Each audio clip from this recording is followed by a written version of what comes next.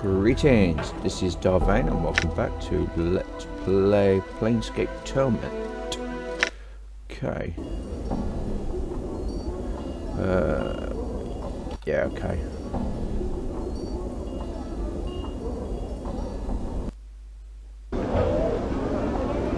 Done.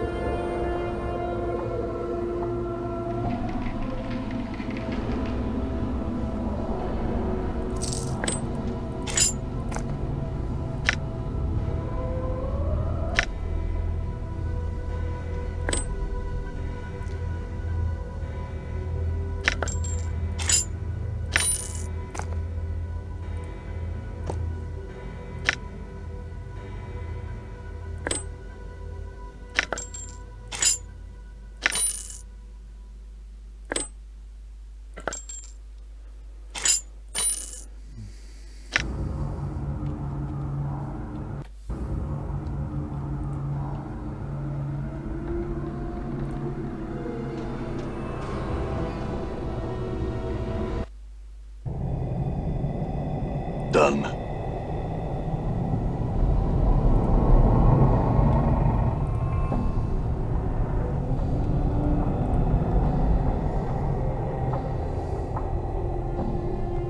I'm gone.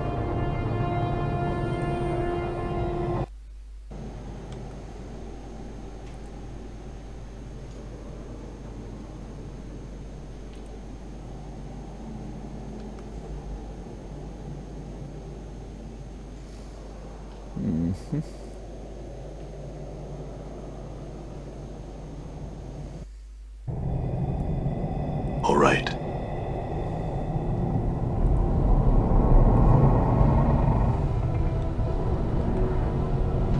All right.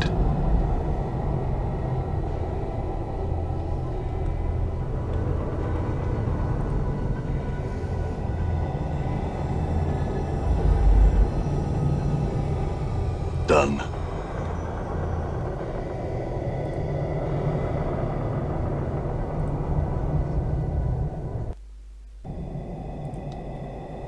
All right.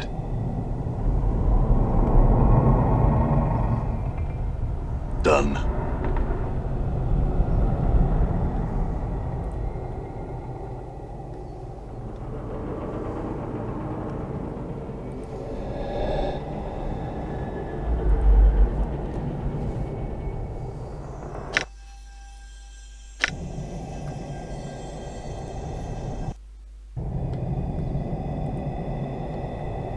Done. I'm gone.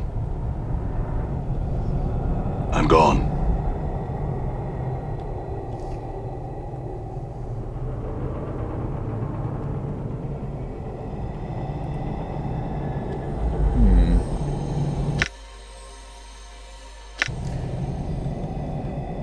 All right.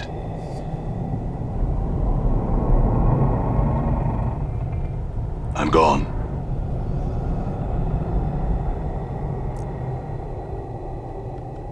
Done.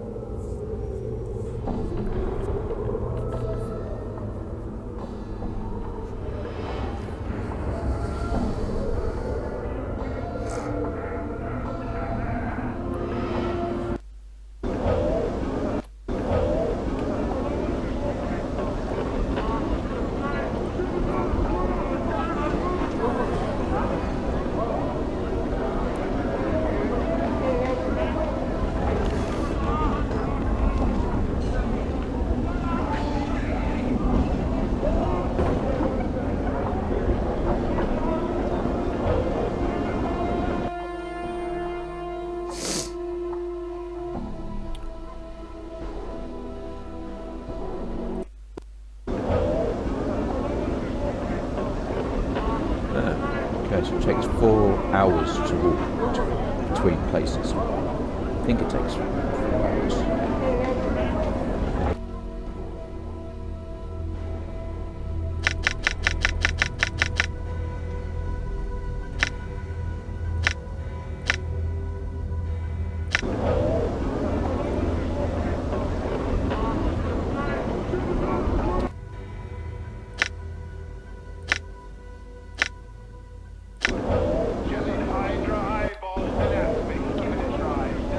All right.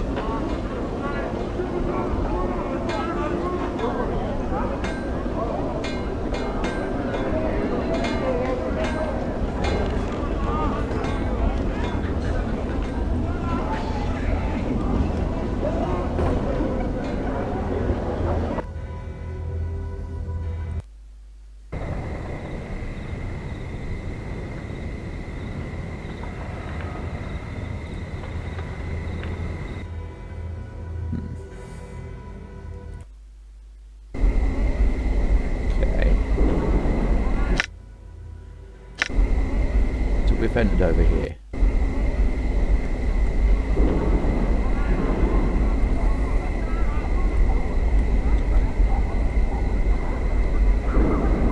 All right.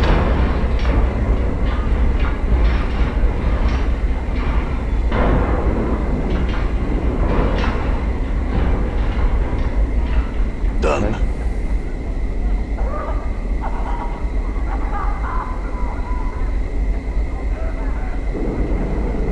Lenny. Done. Done.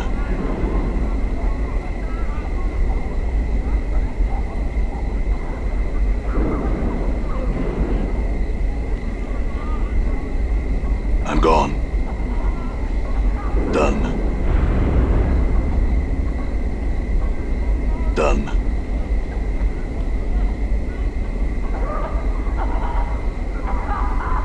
Pickets.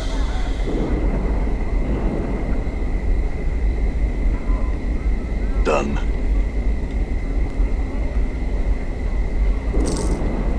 Done. I'm gone. Right. We need to set up camp now. I must rest. Okay.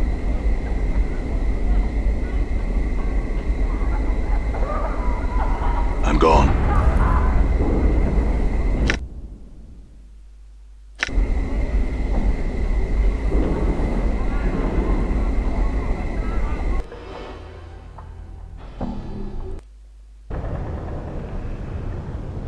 All right.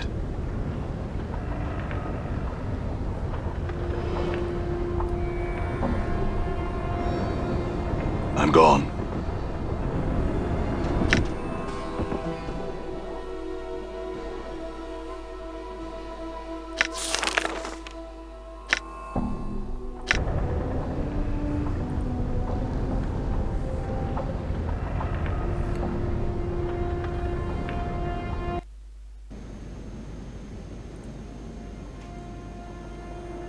Could I rest here?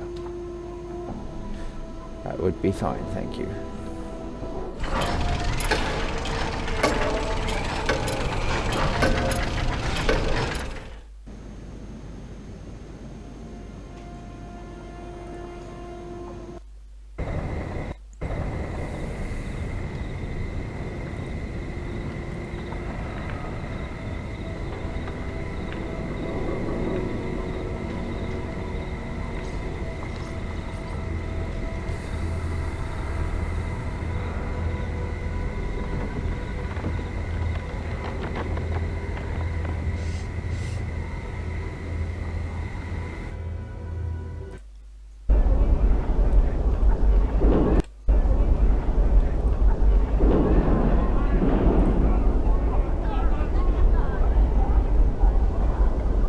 See a feral-looking man in shoddy clothes. His eyes dart about as he scans his surroundings. He notices your approach and begins to eyeing you warily. Greetings. Looks you up and down and glances about. Returning his attention to you gives you a wicked grin. You best have a good reason for disturbing Lenny Burke. I have some questions. He laughs at you. I ain't no tout. If you've got questions, go find one. He smiled broadens. You'd best push off before I have to bleed you. I just need to ask you a few questions. Stop smiling in front of you. No, I don't answer questions, Burke.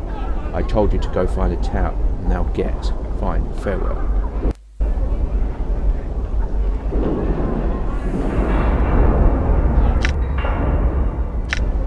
All right.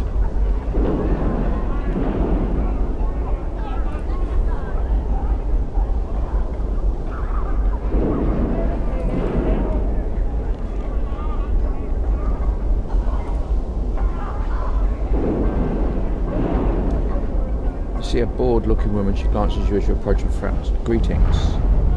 She sighs and glances around when you turn, then turns her attention to you. Greetings. What do you want? I have some questions. Her friend deep questions. Bar that, Burke. I'm busy. I don't have time for questions. We'll just take a moment if you're time. Don't have a moment to give you. Begins to look around the area. Park off or I'll call a guard. Leave.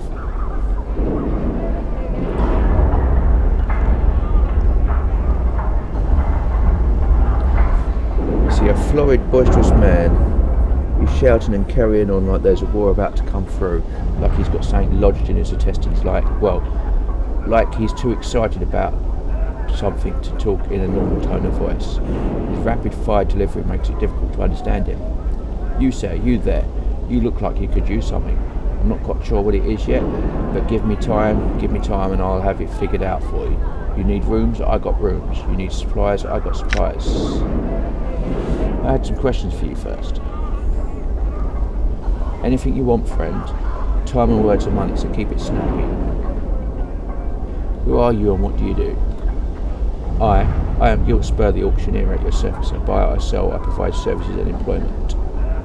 How about some questions? Anything you want, friend.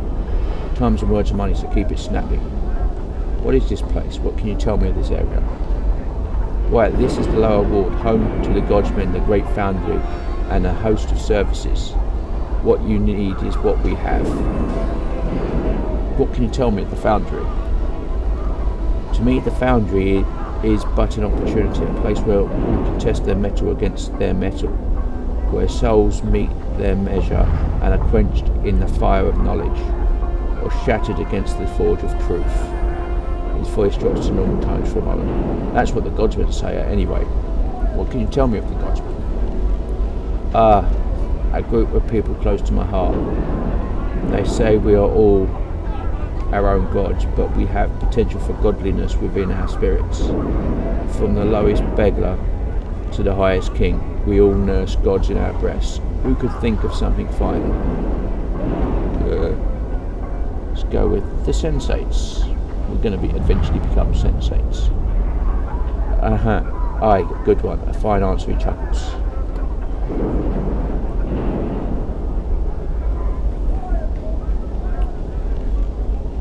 Do you know of any jobs that need doing? I certainly do, friend. I have a little errand for you to run. If you take it, it'll net you 50 coins. All you need to do is run his handbill down to the print shop and ask for Scofflaw pen to print up 100 copies for me here. Here, take it. He shoves a crumpled piece of paper into your hands. Right, I have updated my journal.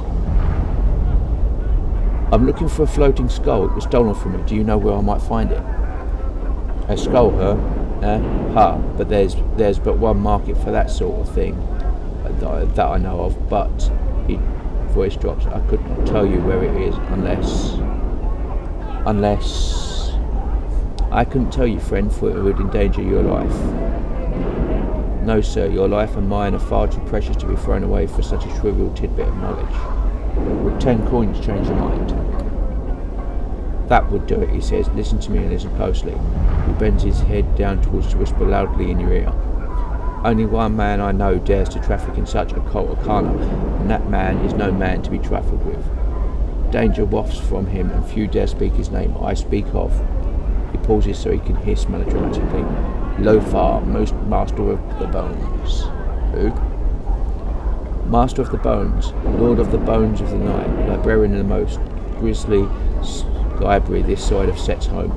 Skulls set on the shelves, whispering their secrets into Lothar's hardened heart, and all will have the temerity to face them. There is much that can be learned there, if the place doesn't drive you mad first.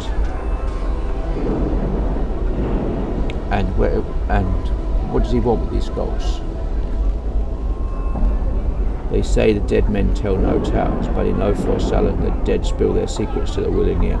The more dead, the more tales, the more chant, and the more chant wire, the more one's eyes are open to the very heart of the multiverse. He wags his eyebrows for emphasis. Thanks, I had a few more questions.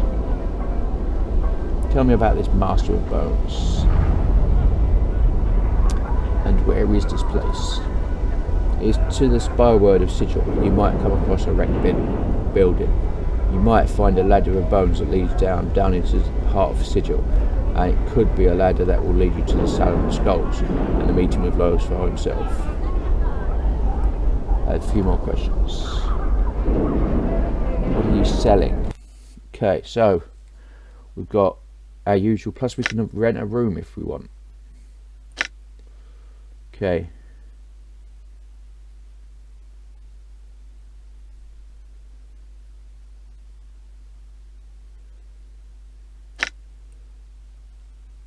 So that's 20 gold to get a room there. Oh. I'd like to buy something. Let's see what we got. Charms, stinger earrings, some cheese, some basic scrolls. Okay, so nothing much.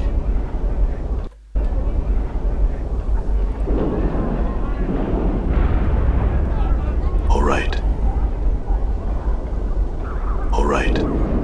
Done.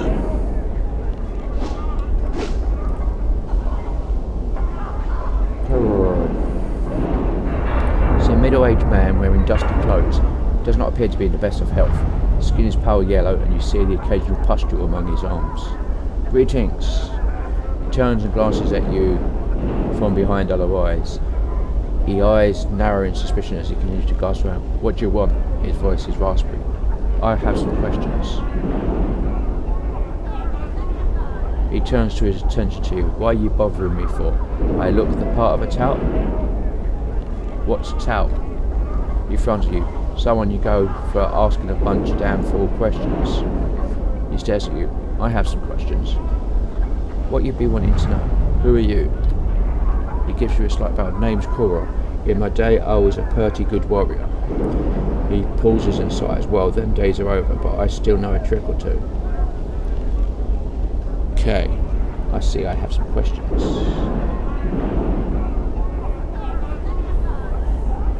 Are you feeling alright? Nothing a few years of death won't cure. He coughs and looks up. It has been getting worse in the ward of late, but I reckon it should level out once the foundry settles or a wind blows through from the spire. Tell me about the foundry. Centre of the ward, pretty much. Look for the stacks. Them godsmen make a bunch of things out of iron. Nothing fancy, but they work. Add to the bad air too. You mentioned something about winds earlier. At times wind blows in from Sigil Spire, drive the smog out. He glances up and coughs. For a while. What's with the air here? It's mostly because of all the portals. He has a coffee fit and then turns his attention to you. What do you mean? Lots of doors to the lower planes here, len in bad hair and fumes and such from who knows what layer of the abyss. That's why this here's the lower ward, he laughs. A jaunt through this area is like breathing in a mill. Salt, smoke, pipeweed. It's all yellow blankets of smoke and stinging sulphurous gas that this ward spits out. Gives you a gap-toothed smile. Pretty, hey? Yes, you mentioned the foundry. Okay, God's men, the believers, have their kib in the great foundry, banging and singing and chanting their balmy silliness on being powers in the next 10 upon 10 and a bunch of other 10 lifetimes. He rolls his eyes, then spits a brown mass from his mouth. All they do is suffer and slave and work. I slave twice as hard, and no way I'm going to be at any sort of power. You understand me, Burke? I have some questions. He laughs hollowly. I have some questions.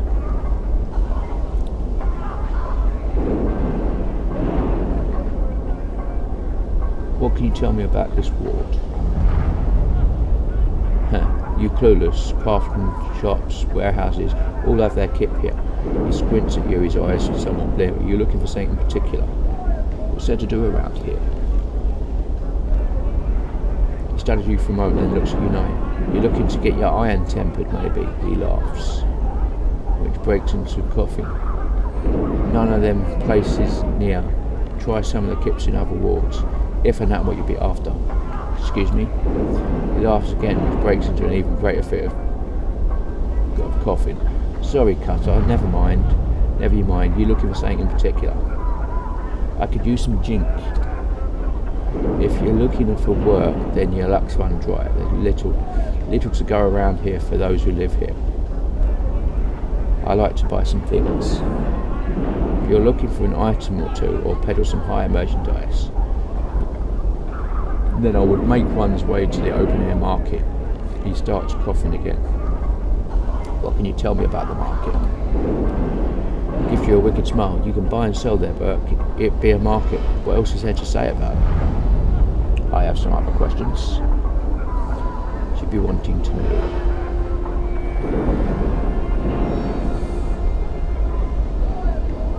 Okay. I'm looking for someone named Lothar or the Master of the Bones.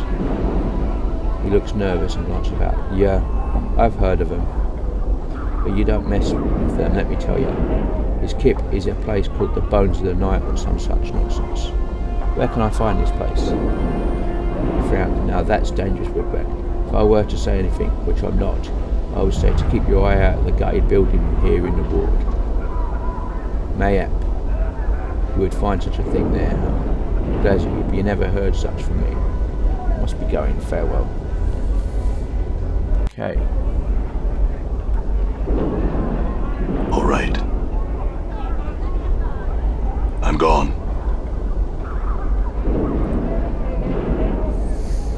You see a harmonium officer. He gives you a board lock as you approach. Greetings. Gives you a board lock. Greetings, citizens. Measure 3 Vorten at your service. I have some questions. Besides, I don't mean to be rude, but I'm on duty and have no time for questions. If you would like information, go talk to Eb Creeknees. Who is Eb Creeknees? He's an old friend of mine. I think he considers himself to be a tout now, so he can give you the charm concerning just about anything. Where do I find him? Thinks for a moment. Last I heard, he pretty much set himself up in the smouldering corpse bar. You can find it somewhere down in a hive. Farewell. Thank you.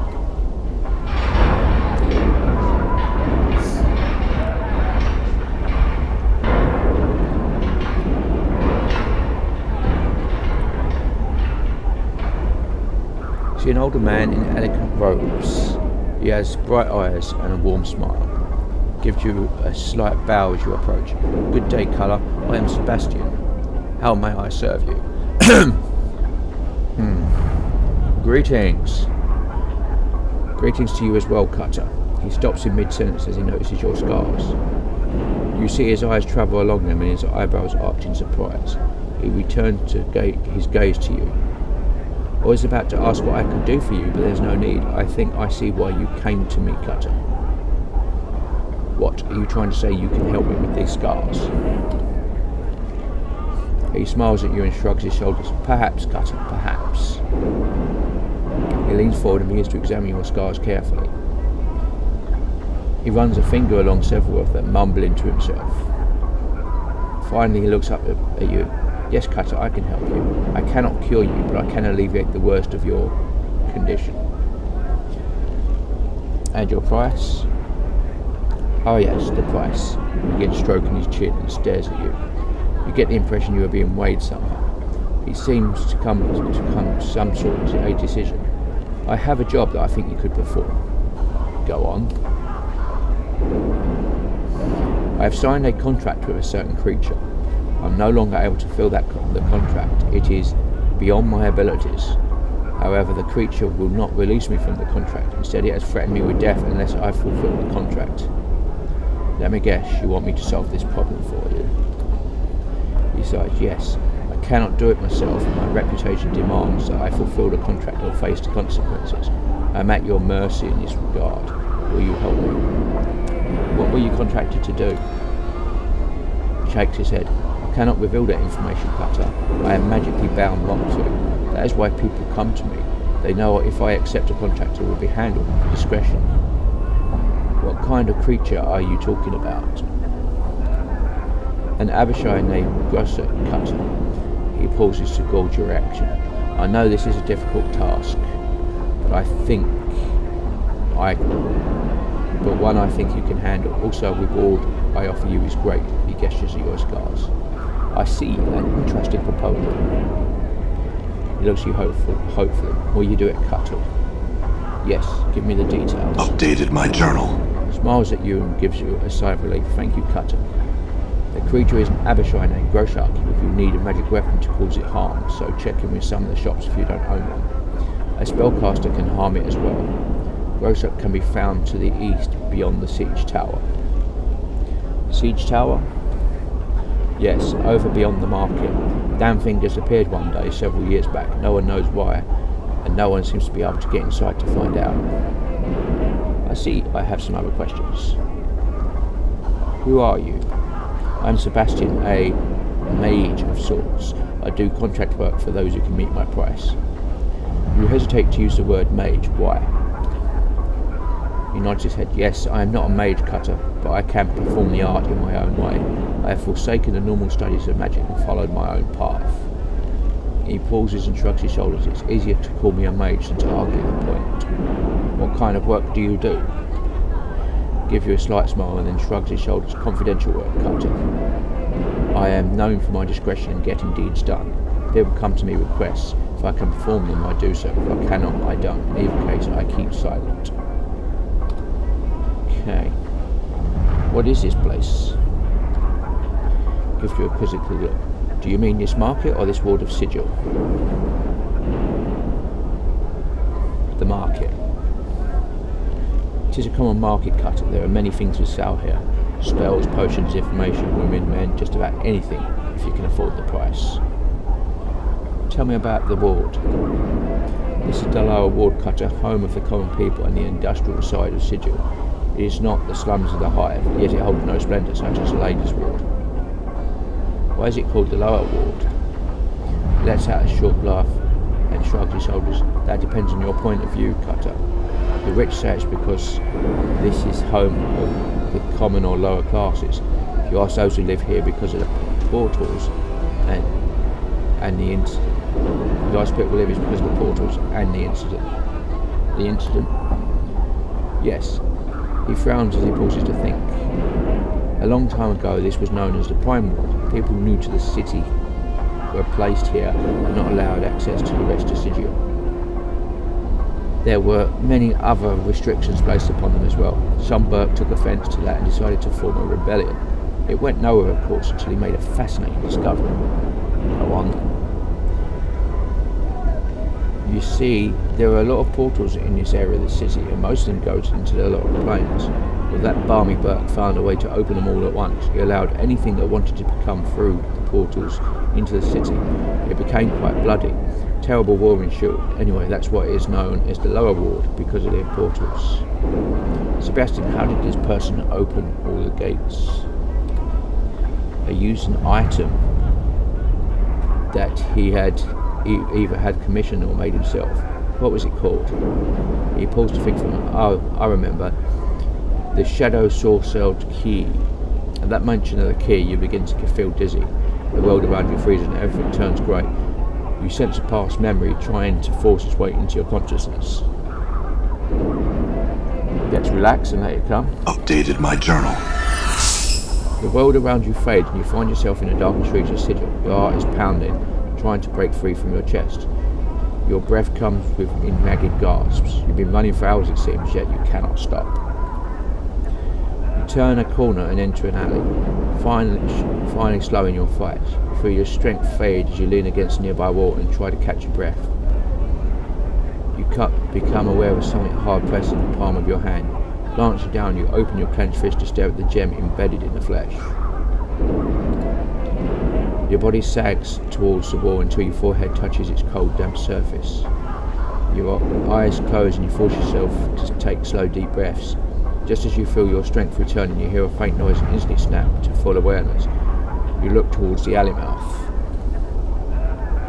At first you see nothing, just ghost visions caused by the shadows of the night. You're about to turn away when a slight movement catches your eye. Slowly, a female form glides around the corner, pauses, and then turns to face you. Your eyes travel from a slender waist towards her full bosom, and into a blade-enshrouded face. Even in the darkness, you can see her cold, emotionless eyes. The memory fades and your normal vision returns. You are standing before Sebastian in the market. He looks at you with some concern, though this passes when he sees you all away. Thought I lost you for a moment there, Carl. What became of this shadow sorcerer key? He shrugs his shoulders. No one knows. The key has been lost for some time now. Many believe the Lady in Pain took the key to prevent it from ever being used again. So what was the outcome of the rebellion? Thinks for a moment. Well, everyone except the leader was given pages in the dead block. The leader and the creatures just up and vanished one day. Surely the lady's work. The survivors fled the ward. Fumes of the lower planes had polluted the air, you see. Anyway, this ward remained deserted until the foundry was eventually built. What can you tell me about the foundry? Frowns. It is home of the Godsman Cutter. If you have any questions regarding them, I suggest you go to the foundry to ask them. See, I have some other questions. Okay. I had a talking skull and he was kidnapped. Can you help me? He stares at you for some time before answering. A skull? Well, if I were to hazard a guess, I would say your skull is now in the possession of the Master of the Bones, which means you should get yourself another skull cutter. What can you tell me about this Master of the Bones? He frowns and glances for a moment. His name is Lo-Fi and he does not appreciate the attention of others. I know nothing of him and can answer no questions about him. You can actually see a hint of fear in his eyes. Let us speak of another subject, Cutter. Where can I find this Master of Bones? He glances about nervously. A ruined house somewhere in this ward leads to his domestic. I know nothing more. You can actually see a hint of fear in his eyes. Let us speak on another subject. Very well. I have other questions. Okay, I must go. Farewell. Okay. The purpose of this device is unknown. It appears to be some sort of drawbridge contraption. Okay.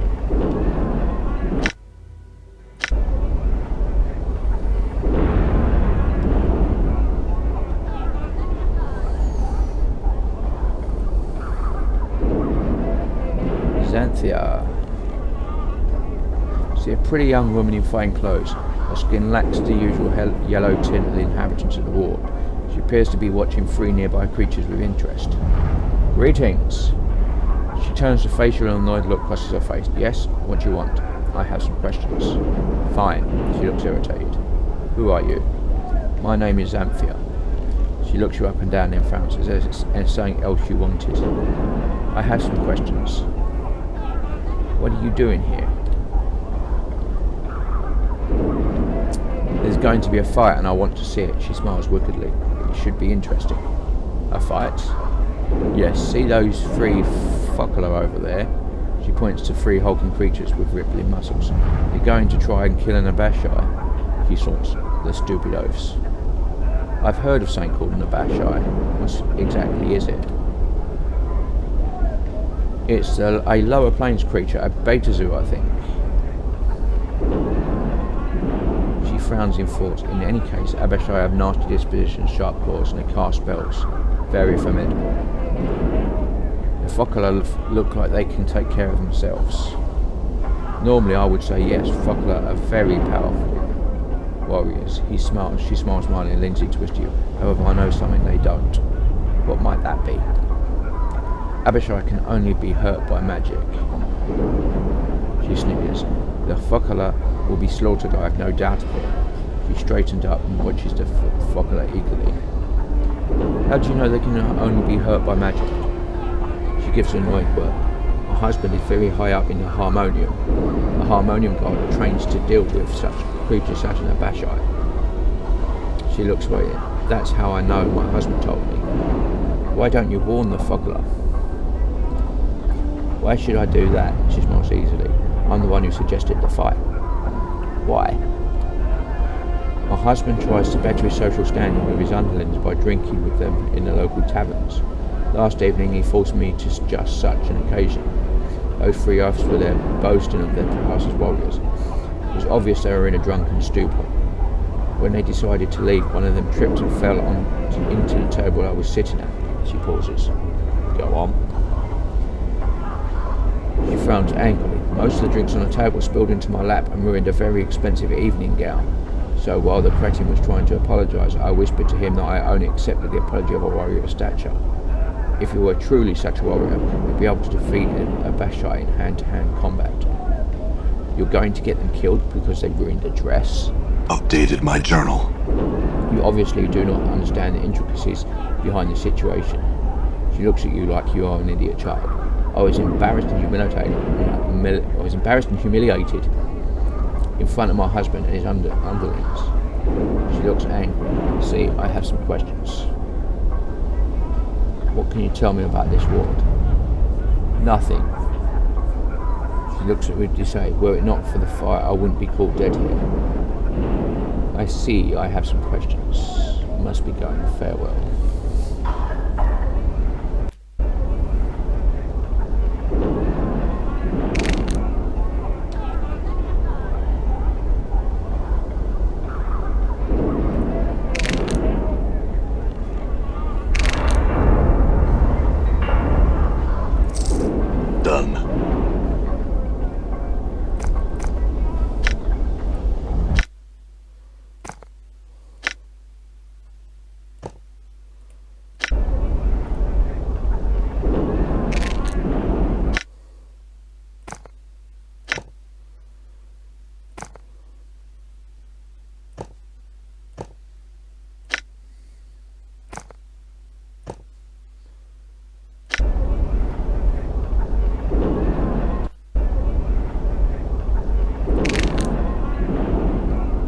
The creature is huge, standing over 9 feet tall, rippling muscles support his massive frame. As you approach, he leers at you and laughs. Greetings! He looks down at you and gives you a friendly smile. What do you want, Smalley? I have some questions. You got questions, maybe Thorpe got answers. Who are you? Smacks himself in the chest with a thunderous blow. Thorpe. He raises his arms above his head and shakes his fist to the sky. Mighty warrior is Thorpe. All Fokala are mighty warriors. He places his fists on his hips and glares at you. Who you? Lie. I'm Adam. He thinks for a moment and nods. That good name for Smalley. Nice ring to it. Thorpe-like. I have some questions. What are you doing here? He barks out a laugh and smiles at you. Thorpe here with friends. He gestures to the nearby Fogula. We're gonna bash a flying lizard. He lets out a roar and begins to pound his chest with fists the size of hams. A flying lizard? He nods his head, then begins to make crawling motions. Lizard, you know, but it fly. He begins to flap his arms like a huge misshapen bird. Eventually he settles down and looks at you expectantly. You mean a dragon? He snorts and raises to his full height. Thorpe good, but he not that good. Someday Thorpe want to bash dragon. He stares off into the distance with a longing expression inside. But this not that day. Well, if it's not a dragon you're talking about, then what is it? Thorpe not remember what Xanthia call it. It lizard. Tall as Thorpe, walking back legs, got wings, got claws, red in colour. I think she say they called Abishai? He pauses and shrugs. Verdus ain't good in Abishai. What is that what you mean? Updated my journal. Yes. His eyes light up and he gives you a joyful smile as he nods his head. Yes, Abishai, flying lizard. Thorpe and friends, bash real good. Thorpe be a warrior of stature then. Xanthia accept apology. What's this about Xanthia and an apology? Thorpe take friends to tavern last night. Thorpe gets stinking drunk. fall on Xanthia's table, spill drinks all over her. He looks embarrassed. Xanthia say she'd not accept apology unless Thorpe be warrior of stature. So Clint and Abishai is supposed to give you stature? Updated my journal. He shrugs. Xanthia say so, Thorpe not know. I see, I have some questions. What can you tell me about this ward? Stares at you for a moment and shrugs. Thorpe not know, Thorpe new here. He gives you a childish smile. Thorpe here for fun. Yes, you're going to Barsh and Abishai. He smiles and nods at you enthusiastic. That's right, Thorpe and friends Barsh. I see. I have some more questions. I've talked to Xanthia. She says you're going to fight Abishai. He smiles and nods at you enthusiastic. That's right, Thorpe and friends Barsh. Warn Thorpe. I've learned that Abishai can only be hurt by magic weapons. Updated my journal. Give you a brother's word. Look, you need magic? How do you know? I've talked to Xanthia. She told me. He seems confused at first, then a look of realisation appears on his face. Xanthia paid Thorpe for a coney. She lied, tried to get Thorpe and friends dead. I'm afraid so, Thorpe. Xanthia not deserve apology. Thorpe free from debtor. Yes, you are free from your debts. Thorpe, thank you. You saved life. You saved life of friends.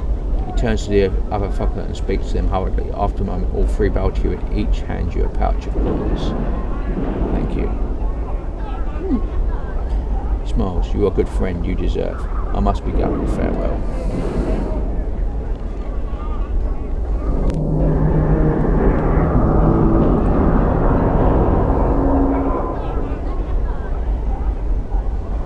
She's Xanthia. She gives you a look full of hatred. You warned the brute, didn't you? Yes, I did what I felt was right. She nods her head slowly. I will not forget this insult.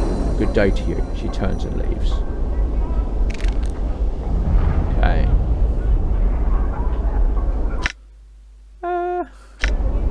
Got a little bit more, but I am going to leave it here. So, this has been Vane doing Let's Play Planescape Torment. If you like what you're seeing here, be sure to like, subscribe and share and comment. Please consider sponsoring me on Patreon. Until next time, goodbye.